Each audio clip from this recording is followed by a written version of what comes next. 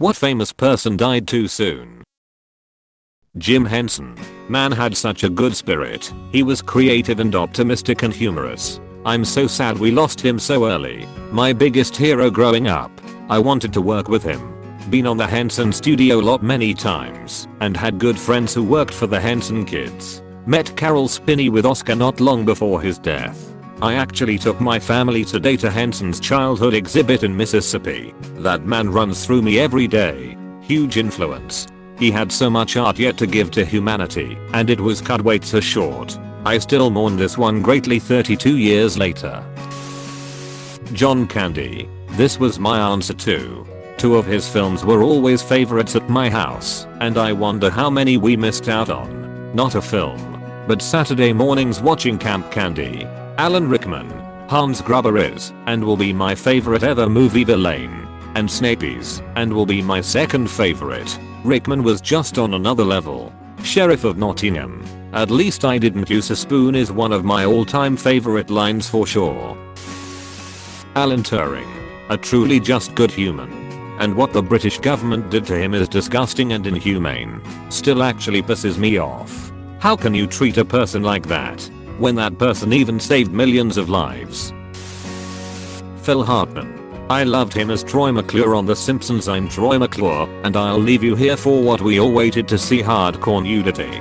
He was supposed to have been Zap Brannigan on Futurama. You can actually hear it, because the eventual voice actor, Billy West, deliberately modeled Zap's voice to sound like Phil Hartman. I only watched Futurama properly last year, and was surprised to learn that it wasn't Phil Hartman voicing Zap. BW did a good job. Few people know that Billy West actually suffers from a very sexy but serious learning disability. What do I call it, Kif?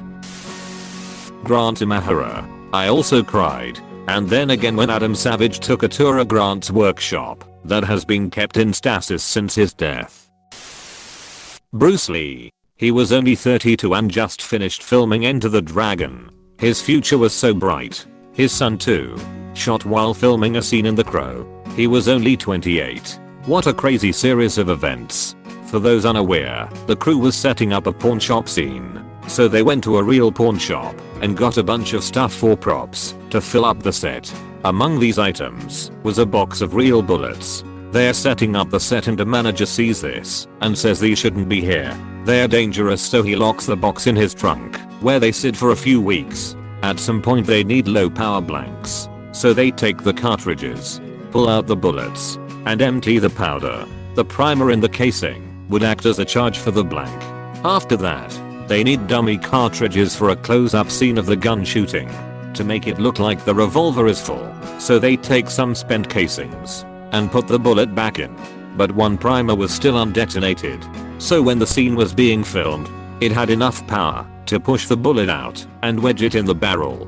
The crew reports a pop being heard, but not being able to figure out what it was. The bullet sits in the barrel for a few weeks while other scenes are filmed.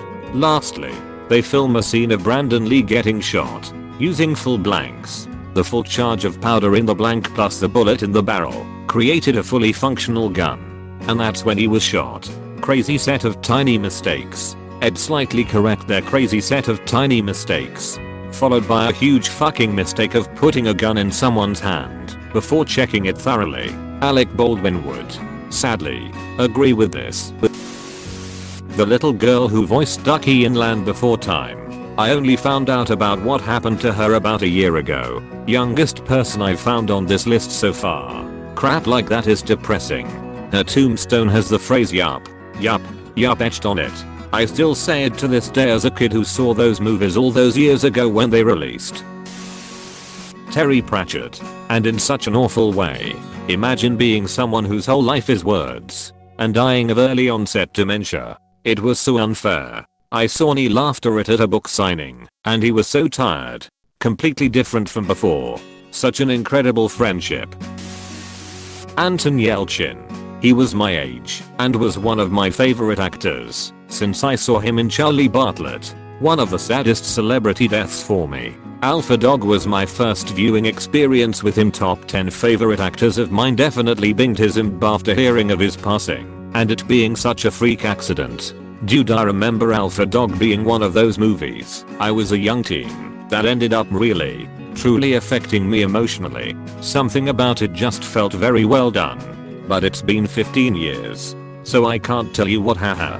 Maybe even intend just being such a good actor. I have to admit I never looked at him the same after that movie. He played that part so well. I think I subconsciously had a soft spot for him after that. River Phoenix. It's fucked up how the 911 call his brother Joaquin Phoenix made was played on TV. Just imagine the most traumatic moment of your life being put on full display for people to gawk at. Yeah, it's sick that some sites still link it every year around his death along with the picture someone took of his dead body in the casket. People can be trash. I've seen a lot of messed up stuff online, and I'm glad to say in all my stumblings I've yet to see that. It's so private and personal and so sad. Not to say other things I've seen aren't. Just a different macabre. Somehow. Douglas Adams. Died at only 48. Must have been only 10 or 15 years away from stopping procrastinating and finishing another book. I think Doug Wold laughed at this comment.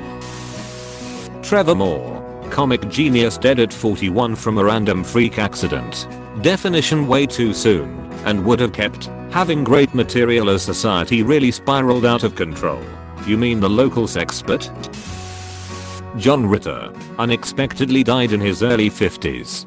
John Ritter's mistakenly believed his mother was dead due to a premature obituary. She then proceeded to outlive him, if only by 18 days. Cameron Boyce. It's always tragic when someone dies young. I remember watching Jesse all the time growing up. It was like we were growing up at the same time. Hearing that he passed at such a young age ripped me in half. I may have not known him personally, but God, if his death didn't hurt. I completely get that. I have the same relationship with Boy Meets World. I was the same age as the cast. Me and my friends had watched from the beginning and we were in college during the series finale. Had a bunch of 19-year-old freshmen bawling our eyes out. Brittany Murphy. Roger Ebert on Brittany Murphy. As for Brittany Murphy, for me, it goes back to the 2003 Independent Spirit Awards, where Murphy was assigned to present one of the awards. Her task was to read the names of the 5 nominees, open an envelope, and reveal the name of the winner. This she turned into an opportunity for screwball improvisational comedy by pretending she could not follow this sequence. Not even after the audience shouted instructions and the stage manager came to whisper in her ear not once but twice. There were those in the audience who were dumbfounded by her stupidity. I was dumbfounded by her brilliance. I just went on a YouTube/Google hunt and came up so very dry. I want to see this. Is there a proper clip of this? Y'all are thinking of recent people, but I'm going to add Jane Austen, died aged 41, and Mozart, died aged 35. Austen only wrote 6 books. Imagine what more she could have given to the world if she'd lived to 60 or 70. Mozart was very productive and actively composing in his final years as well. I came here for Austen. Imagine if she just lived to the same age as most of her siblings did. Her eldest brother died a few years after her, aged 54. But the rest all lived into the 1840s and beyond. Imagine Austen and Dickens as writing contemporaries. I'd love to hear an elderly Miss Austen's take on Dickens and Thackeray. Robin Williams. Can't believe how far I had to scroll for this one. Literally how I felt. One of the kindest actors ever to be in Hollywood. Honest to God, I thought it'd be the first one in the list. I'm so surprised it's so far down. He literally had in his contract that he would only do acting for stuff if they hired homeless people to do as on set. Literal shame how badly we could have used him this past decade of depression. Jeff Buckley had enormous potential. One proper album of that voice is just not enough. Heath Ledger. He couldn't even see the praising he got. Imagine he was still alive. I wonder, would he still have won if still alive? I think so. He is my favorite Joker and I don't even remember the other nominees. I think he would. I remember a lot of conversations about people in the future will think it was just because he died. But his Joker was the most interesting and compelling performance that year. And not just by a supporting actor. Let's be honest. Christian Bale was a supporting actor for that movie.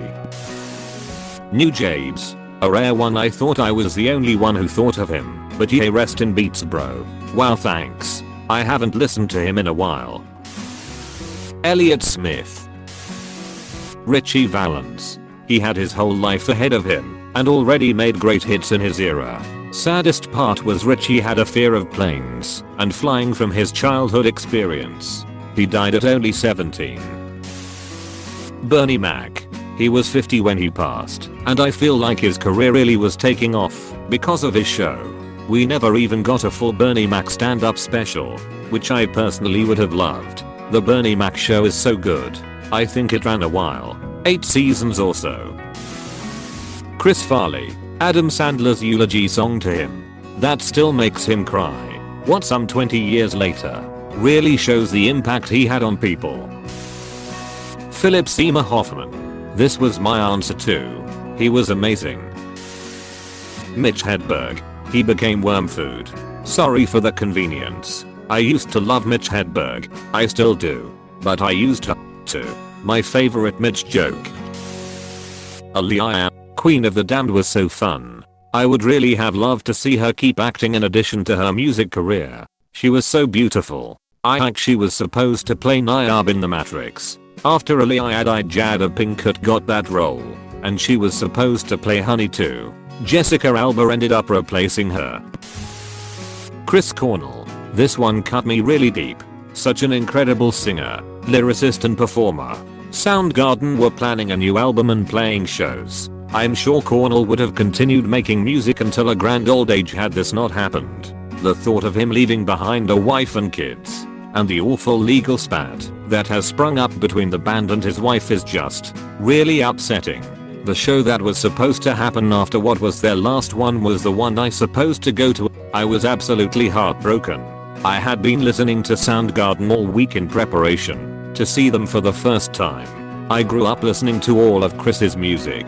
He's always been one of my favorite singers. I woke up that morning to the news, called my mom, and we both cried together. It broke my heart imaging what he was feeling in that moment, not realizing just how many people loved him very dearly. It still hurts to think about.